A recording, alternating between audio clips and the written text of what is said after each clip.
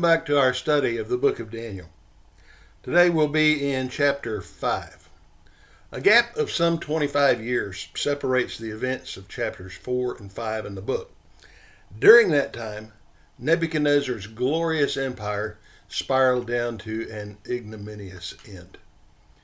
Before we get into the narrative, we need to do a little bit of historical housekeeping with regard to the subsequent rulers of the Babylonian Empire. Nebuchadnezzar died in 562 BC after a reign of 44 years.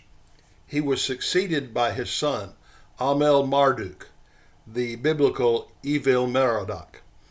According to 2 Kings 25, verses 27 to 30, it was Amel-Marduk who pardoned and released King Jehoiakim of Judah after he had been imprisoned in Babylon for 37 years. Amel-Marduk only reigned for 2 years, however, and allegedly because of his actions to modify his father's severe policies towards conquered nations, he was murdered by his brother-in-law, Neriglissar. Neriglissar, who is mentioned in Jeremiah 39, 3 and 13, as an official of Nebuchadnezzar, appears to have been a more stable ruler, conducting a number of public works like restoring temples and so forth. He conducted successful military campaigns against Cilicia in Asia Minor, which had threatened Babylonian interests in the area. Neriglissar, however, died after a reign of only 4 years. Labashi-Marduk, who was his son, succeeded him when he was still only a boy. Labashi-Marduk had reigned for only 9 months when he was murdered in a coup d'etat. Nabonidus was subsequently chosen as the new king. Nabonidus' credentials for kingship are not clear, and in most ancient accounts he's regarded as a royal anomaly. He was a capable soldier, but he was a very poor politician. He's supposed to have been a devotee of the ancient Sumerian moon god Shin, and to have neglected the Babylonian primary god Bel, also known as Marduk. All of this left him increasingly unpopular with many of his subjects, and he had to leave Babylon for the desert oasis of Tema in Arabia early in his reign, and he only returned after 10 years. In the meantime, his son, Crown Prince Belshazzar, ruled in Babylon as his co-regent.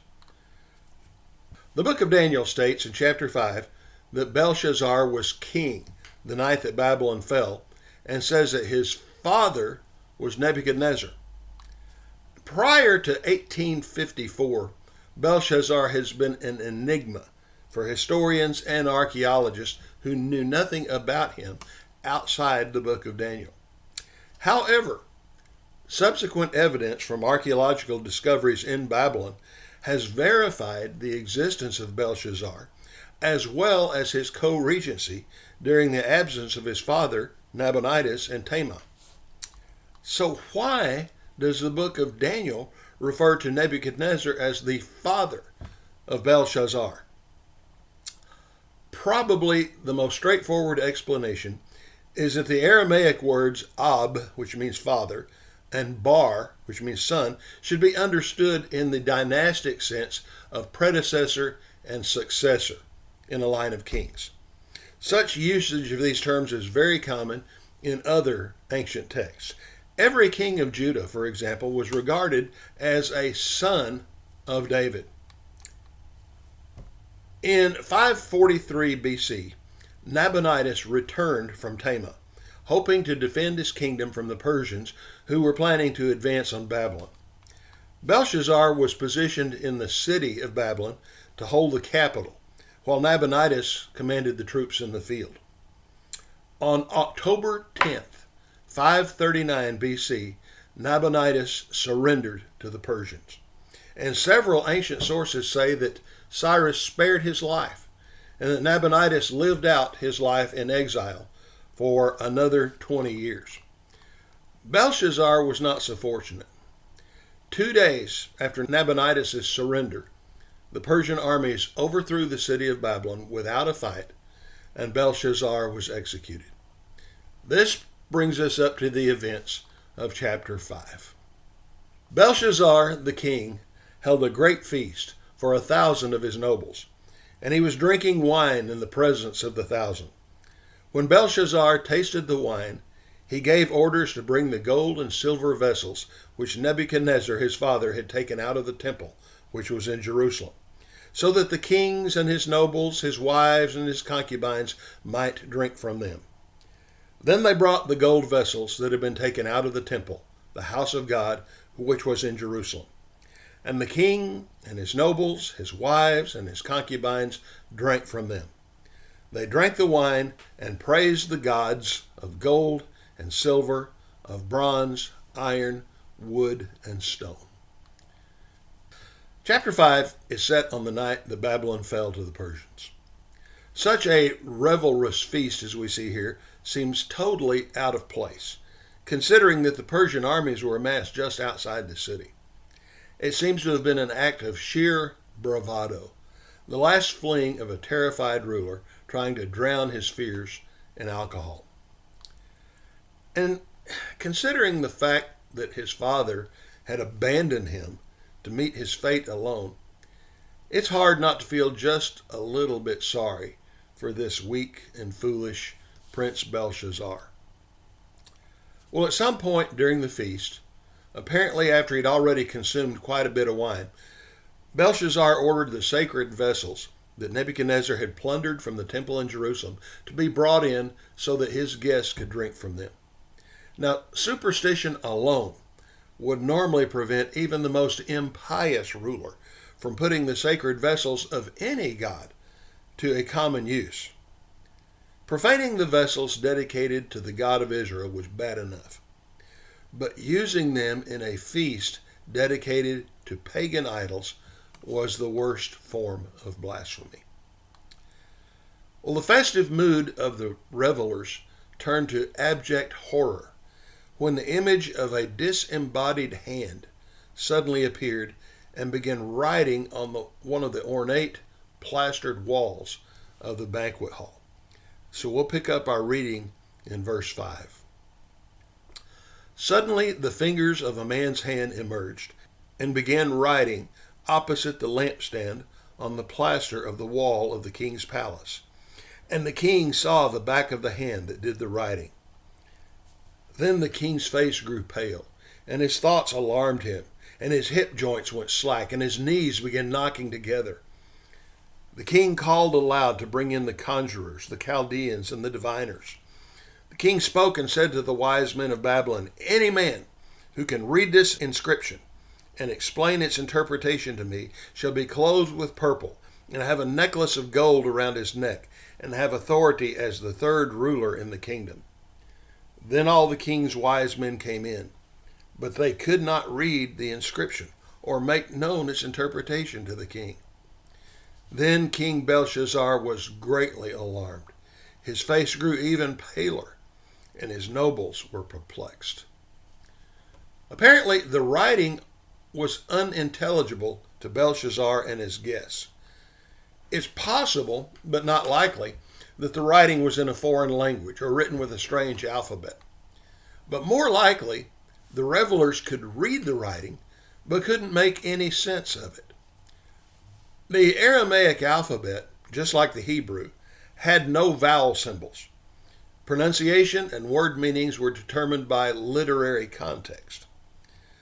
The same consonants, arranged in the same order, could often represent many different words, distinguishable only by unwritten vowel sounds.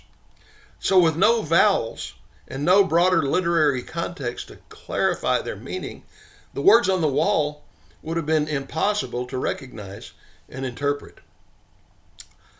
In a response that we've come to expect by now, Belshazzar offered rich rewards to anyone who could read and explain the cryptic writing on the wall. The designation third ruler in the kingdom appears to be an allusion to the political situation at the time. Nabonidus was the true king. Belshazzar, the crown prince and co-regent, was the second. So the third rung was the highest available opening on the ladder of authority. Again, the guilds of sages were consulted to solve the king's dilemma, and again they failed. And it's at this point that Daniel is introduced into the story. The queen entered the banquet hall because of the words of the king and his nobles. The queen spoke and said, "O king, live forever. Do not let your thoughts alarm you or your face be pale. There is a man in your kingdom in whom is a spirit of the holy gods. And in the days of your father, illumination, insight, and wisdom, like the wisdom of the gods, were found in him. And King Nebuchadnezzar, your father the king, appointed him chief of the magicians, conjurers, Chaldeans, and diviners. That was because an extraordinary spirit, knowledge and insight, interpretation of dreams, explanation of enigmas, and solving of difficult problems were found in this Daniel, whom the king named Belteshazzar. Let Daniel now be summoned, and he will declare the interpretation."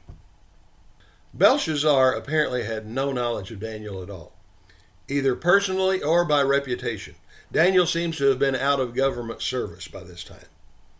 He would have been at least 80 years old, having lived in Babylon now for 67 years, so he may have been formally retired. Another possibility is that he had been stripped of his rank and privileges by Nabonidus in the aftermath of the dynastic change. Well, the queen who reminded Belshazzar of Daniel and his remarkable service to Nebuchadnezzar would have been the queen mother, Nabonidus' wife and Belshazzar's mother. We know this because Belshazzar's wives were already present at the banquet, while the queen did not enter until after hearing the frightened voices coming out of the banquet hall. And furthermore, as Nabonidus was the true king, only his wife would be entitled to wear the title of queen. Well, Belshazzar's mother would have been old enough to remember the years of Daniel's service in Nebuchadnezzar's court. And there's even some evidence that suggests that she was actually a daughter of Nebuchadnezzar. At any rate, on his mother's recommendation, Belshazzar summoned Daniel. And we continue our reading at verse 13. Then Daniel was brought in before the king. The king spoke and said to Daniel, "Are you that Daniel who is one of the exiles from Judah, whom my father the king brought from Judah? Now I have heard about you, that the spirit of the gods is in you, and that illumination, insight, and extraordinary wisdom have been found in you. Just now the wise men and the conjurers were brought in before me, that they might read this inscription and make its interpretation known to me. But they could not declare the interpretation of the message. But I personally have heard about you, that you are able to give interpretations and solve difficult problems. Now, if you are able to read the inscription and make its interpretation known to me, you will be clothed with purple and wear a necklace of gold around your neck, and you will have authority as the third ruler in the kingdom." Then Daniel answered and said before the king, "Keep your gifts for yourself, or give your rewards to someone else. However, I will read the inscription of the king and make the interpretation known to him. O king, the Most High God granted sovereignty, grandeur, glory, and majesty to Nebuchadnezzar your father. Because of the grandeur which he bestowed on him, all the peoples, nations, and men of every language feared and trembled before him. Whomever he wished, he killed, and whomever he wished, he spared alive. And whomever he wished, he elevated, and whomever he wished, he humbled. But when his heart was lifted up, and his spirit became so proud that he behaved arrogantly, he was deposed from his royal throne, and his glory was taken away from him. He was also driven away from mankind, and his heart was made like that of beasts, and his dwelling place was with the wild donkeys. He was given grass to eat like cattle, and his body was drenched with the dew of heaven, until he recognized that the Most High God is ruler over the realm of mankind, and that he sets over it whomever he wishes. Yet you, his son Belshazzar, have not humbled your heart, even though you knew all this. But you have exalted yourself against the Lord of heaven, and they have brought the vessels of his house before you. And you and your nobles, your wives and your concubines, have been drinking wine from them. And you have praised the gods of silver and gold, of bronze, iron, wood, and stone, which do not see, hear, or understand. But the God in whose hand are your life breath, and all your ways you have not glorified. Then the hand was sent from him, and this inscription was written out. Daniel had no interest in Belshazzar's gifts, but he agreed to read and interpret the writing anyway. Belshazzar didn't exactly receive Daniel's services for free, however. He had to listen to his sermon before he got the information he wanted. Daniel reminded him of the demonstration of God's majesty in Nebuchadnezzar's period of insanity. Nebuchadnezzar's subsequent public testimony to the supremacy of Daniel's God was a matter of historical record in Babylon. But Belshazzar had not heeded the lesson of the event. He had committed open and deliberate sacrilege, dishonoring the God who held his very life in his hands. Therefore, Belshazzar's fate had been decided, and it was revealed in the mysterious writing. Despite their obvious differences, Daniel had had a long and affectionate relationship with Nebuchadnezzar, and Nebuchadnezzar had grown to fear and respect Daniel's God. Daniel had no such relationship with Belshazzar, and in what may have been the only time the two men ever met, Belshazzar was dishonoring Daniel's God by desecrating his holy vessels in a drunken bacchanal.